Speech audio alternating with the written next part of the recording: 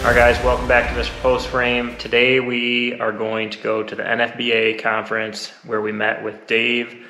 Dave is a lender, and we're going to talk to him about how to get financing for your barndominium. But before we get going, Emily, you want to share a couple things? Yep, so don't forget we have a Patreon membership which is geared towards self-builders and self-contractors. We have monthly live Zooms, we've got weekly live chats. It's a resource that you can really plug into the community, get the help that you need and the advice that you want from Paul and I about your build. We also have design services available nationwide. You can email us design@mrpostframe.com or head to our website and you can check out our stock plans and contact us through that. It's mrpostframe.com, and we really look forward to working with you on your barndominium build. To get started with the financing process for a barndominium, you're going to want to head to our website and under the build tab, go to financing. There is a free finance guide that you can download that gives you all of the preliminary information you want to be aware of before contacting anyone. There's also a section that you can submit your information if you're looking for a lender. We're going to show you one of our favorites in this video, but please head to our website and fill that out, and we'll make sure we get you in touch with him or someone else that can assist you. Let's go ahead and jump into the show. So financing a barndominium is one of the hottest topics that we get questions about, and that there isn't a ton of information out there. But luckily, we actually met Dave 3 years ago at the NFBA Expo in Des Moines, Iowa, and he introduced us to the possibilities of financing your barndominium build. Dave, I would love for you to tell us a little bit about what you do and a little bit about your process, because we have personal experience working with you and it was a fabulous experience. Well, thank you very much. So yeah, I'm with First Federal Bank of Kansas City, and basically, people ask, can we do construction loans for barn builds? The answer is yes. Can you get the same terms as you'd get for a stick-built home or any other type of construction loan? And for the most part, yes. Should be basically the same terms. So with that being said, what is your, I guess, area? Like, how much area can you cover? Where do you lend in the country? Nationwide, as is shown on our banner behind us. So that's a real advantage that you can lend anywhere. So let's just talk about. Let me make the one exception though. We don't do Alaska or Hawaii. Sure. So all states except Alaska and Hawaii. Yeah. So let's just kind of start out. What is your basic process? Just go through that. What that would look like for somebody who wants to borrow for. Yeah, it's always best to start with a phone call. People will call me. They'll be referred by you guys or whoever else refers them to me, and I'll go through the typical information. Hey, where are you currently living? You might have a home, which can have value in this process. We can talk about. You may or may not already have land. It's good to know the square footage that you plan to have, first floor, second floor, shopping garage space, detached space versus attached space. That's good information to have up front. Sure. Also, knowing what your realistic budget is going into this would be invaluable information. And let me ask you this. Do you guys allow self-general contracting? And if so, what does that look like? Yes, what does that look like? Now, there are some exceptions like the state of Texas, but as far as I know, all other states, we do allow you to be the GC, general contractor. What that means is you can be the project manager, the person that hires subs and schedules them. You pretty much manage the whole process. Think of it purely as an administrative role. Sure. And we do allow that. And I can add a couple other permissions and requirements if you want. Yeah. The typical three that I mentioned that set us apart from most lenders is, number one, we do allow you to be the GC under most circumstances. The other is you can live on the property while you build, so you're welcome to pull an RV or camper on site. I have a lot of borrowers that do that, so that's allowed. The third has to do with the work that's being performed. There's the DIYers, do-it-yourselfers, and basically the rule there is everything up to finishing interior walls needs to be outsourced to professionals, which I define as people that do it for a living. And people often ask, well, do they have to be licensed? Do they have to be, certified? That really depends on local rules. Sure. It's the general contractor's responsibility to know what the rules are. Right. Obviously, we want you to build the IRC code, but other than that, you need to be familiar with the permit requirements and so on and so forth. So If you think of the interior walls as drywall, it's the most common. That means everything up to that point needs to be outsourced to somebody that does it for a living. And then from there on, if you want to paint walls or lay floor tile or do trim work or hang fixtures and cabinets, you're welcome to do so. Which that's very reasonable and opens up a lot of opportunity for the people that come to us. Like I would say the majority of people, that's about the stopping point. But there's still a great amount of money to be saved on your build if you're the general contractor. You're going to save 10 to 20% right off the top.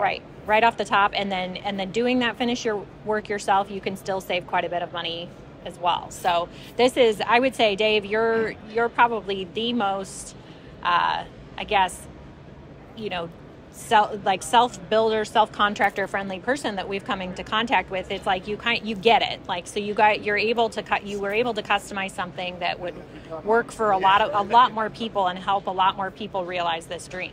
That's our goal, is to make it as easy as possible on the borrower. I think one more important thing we need to talk about, let's talk about a couple things, your foundation requirement, and also the requirement of finished living space versus shop space. Okay. So when you're talking about foundation, we're usually talking about post frame or steel frame structures. When we talk about barndos, there are stick built as well, or barndo-escas, as I've heard it talked about around here some. So basically on a steel frame, it's a non-issue, but on a post frame, in order to get the Fannie Mae loan, I don't know if we've talked about that yet, but that's kind of the key for most of my borrowers, to get that fixed rate, up to 30-year term, permanent loan at the best interest rate. We go through Fannie Mae to do that. Fannie Mae then has regulations on what they will allow and they won't allow as far as foundation as well as square footage. So for foundation on post frame, the rule is you got to keep wood above grade. So as post framers say, you cannot have your posts in the ground, as the old-fashioned way, or the original way, or whatever, of doing a barndo is you dig a hole in the ground, you stick a post in it, you encase it in concrete, and then you build from there. So what you got to do is have the post above ground if you want to be eligible for Fannie Mae. That can be frost wall, pier footings, as long as that post is up out of the ground. Very good. And then the other part was the square footage we talked about. The Fannie Mae rule there, and it can vary a little bit, but you basically gray area, probably a little gray area, and that happens on some of the Fannie rules because there's like 6 or 7 criteria, and you can be really strong in one, it can affect the others, like credit and DTI and loan to value, and we can talk about some of those. But yeah, so the square footage, basically what we say is you have to have at least 60% finished living area under one roof. So if you have a detached building, you don't count it. You only count what's under one roof, and you don't count porches or any type of open area. People have porticos and open parking areas. So don't count anything that's open, but as far as anything that's enclosed, you want to count that as, you got to have at least 60% finished living area. And the reason that's important is these barndos, so many people want to, maybe a 2,000 square foot home and a 4,000 square foot shop for all their needs. And so there's some options there. We can talk about some of the details, but the general rule is you got to keep at least 60% finished living area under one roof. And Dave can cover a lot of this stuff for you guys when you contact him on a case-by-case basis. Another thing that I thought was interesting about the options that you guys allow is, and correct me if I'm wrong, say somebody bought a piece of land and they also want like a small building for their chickens or their animals, they can include that in the loan, correct? You mean as far as what's allowed as far as the construction loan? Yes. Yeah, the way I would say it is pretty much whatever it takes to get your property in the condition you want. So it can go everything from clearing the land initially, permits, septic, water, driveway, outbuildings for the chickens and whatever. Yeah. Because that's a big deal for a lot of people watching. Like, well, I want a barn. How can I finance it all in one deal? Yeah, it can all be in there, and it can include things on the back end, fence. I've had swimming pools included, building of a pond even. Now, some of those you got to be careful about because it's always how much value does it add for the dollars you put into it, of course. Yes. But basically, the general rule is it's a matter of being financially eligible. And whatever you want to do as far as improving your property is probably going to be allowed. Now, question: what would you say is the best way for somebody to get a rough idea of what they'd be able to borrow. You know, so like, let's say somebody's like, hey, I don't quite know how big I want my house and my shop and everything, because I don't know how much I'm going to be able to get in a loan. Yeah. So what do you want to give anybody some tips on things kind of before they have to call you, they can know these things? Yeah, it's good to know your square footage. Like I said, you can actually, if you're going to self GC, then you're going to have to go get bids for all the costs. If you're going to use a general contractor, they can give you a pretty good idea of cost per square foot. Sure. So as long as you know your first floor, second floor, finished areas, and then your shop areas, you can add them up and get a general idea of cost. What you want to do is you want to add the cost of your land, or the value of your land if you already own it. If you bought it within the last year, you should just use the cost of your land plus the cost to build.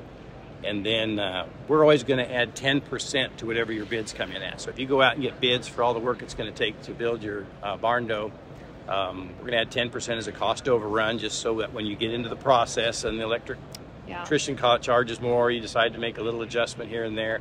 But anyways, so you add land, cost to build together, you're going to need 15% down plus closing costs. So I tell people just use 20%. It's usually high in most areas because closing costs aren't 5%, but it's a nice round number to know, okay, I got it. So you can take your land, your build cost, you can take 20% of that off, because that's going to be at least your down payment, or any more than that if you know you're putting more money down. You know, I have people that want to put more than that down, and that's fine. So that'll get you a loan value. You can go online and just find out what a mortgage payment would be on a 30-year fixed rate loan for whatever that mortgage balance is. You want to add insurance and taxes, though, and that's going to get you a debt payment. Now, so the rule of Fannie Mae is your total debt payments cannot be more than 43% of your gross income. So there's some terms there that have to be defined. We have to go into probably too much detail, but you take your gross. If you're just a wage earner, you just take your gross pay times 43%, or if there's a co-borrower, the combined gross pay times 43%, and then subtract any payments you currently have, like an auto payment or a student loan or credit card payments, and then you'll see what's left is how much you'd have available for a mortgage payment. You just, again, want to be careful to have insurance, taxes, and possibly mortgage insurance if your loan to value goes below. Which you can find all of those calculations on our website so that you can do the math for yourself, and that's probably a great first step. So if you're just not quite sure how much money you could really afford to spend on a home, I would say that should be something that you can do before you even contact anyone about things. And we don't want to get too deep in the weeds, but one more question that I think is important, and what do you think the sweet spot is for amount of land that this works with? Is there a number of acres that you get to that's like, okay, the value? Yes, there is. I know it's case by case, but what is kind of that sweet number? It is. It's one of those gray percentages again. And again, it's a Fannie Mae rule. So if you don't go with Fannie Mae for your permanent loan, it's up to the lender to decide that. But Fannie Mae, what I've heard, is around 70% of home value versus property value. So you want to take your home, cost to build, and then separately look at the land or any detached buildings that you might have. And you want the home value to be about 70%, but I've seen significantly lower allowed. There's so many factors, like if you buy land very close to a large town, you can have very expensive land, even if it's only an acre or two. It's a good baseline. Yeah. You just don't want to get where you've got 90%, 160 acres in a rural area, and you're trying to finance the land with this tiny little 1,200 square foot home. Fannie's going to look at that and say, no, that looks more like a land loan than a residential loan. And you just got to remember they're a large government-sponsored enterprise that's all about home lending. So they want to make sure it looks like a home and smells like a home and tastes like a home.